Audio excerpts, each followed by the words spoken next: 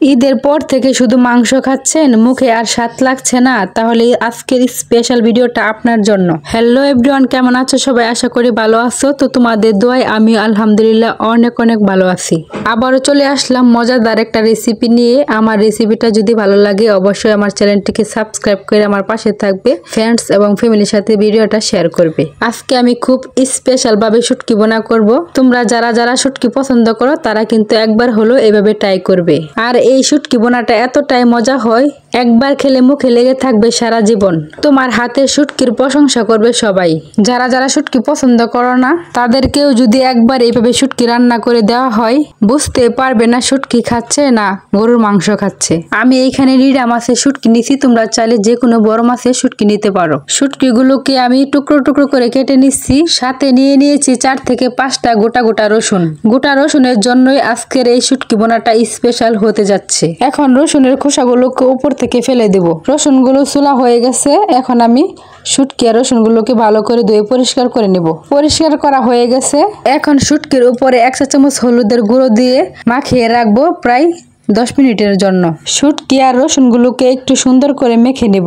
ঈদ তো প্রায় চলেই গেছে, মাংস খেতে খেতে একদম বোরিং লাগছে। আসলে শুটকি তোমরা কে কেমন পছন্দ করো জানি না, তবে আমার শুটকি ছাড়া একদম চলেই না। আমি যেদিন এইভাবে শুটকি রান্না করি সেদিন আমার ঘরে ভাতের পরিমাণটা একটু বেশি লাগে। তোমরা কারা কারা আমার মতন এরকম শুটকি পছন্দ করো অবশ্যই কমেন্টে বলে যাবে। শুটকিটা প্রায় 10 মিনিট মেরিনেট করে রাখছিলাম।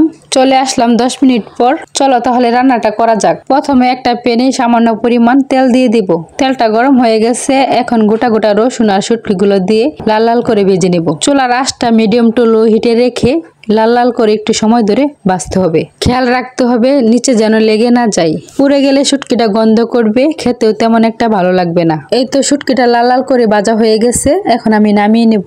আবারও সামান্য পরিমাণ তেল দিয়ে গোটা গোটা রসুনগুলো দিয়ে দিব। সাথে দিয়ে দিব পেঁয়াজ কুচি। পেঁয়াজ কুচিগুলো দিয়ে আবার লাল লাল করে ভেজে নেব। পেঁয়াজগুলো নরম নরম হয়ে গেছে। এখন দিয়ে দিব টমেটো কুচি। টমেটো কুচি দিয়ে আবারও নাড়াচাড়া করে ভেজে নিব যতক্ষণ পর্যন্ত টমেটোগুলো গলে না যায়। টমেটোগুলো ভাজা হয়ে গেছে।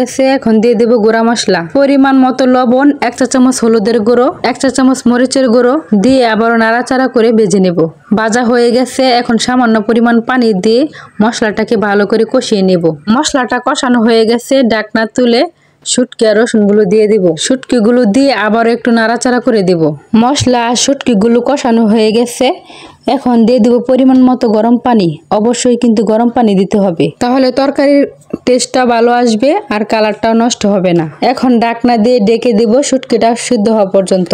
যেহেতু বড় মাছের শুটকি তাই রান্নাটা একটু সময় ধরে করতে হবে। তরকারিটা প্রায় হয়ে গেছে। এখন দিয়ে দিব 4 থেকে 5টা কাঁচামরিচ।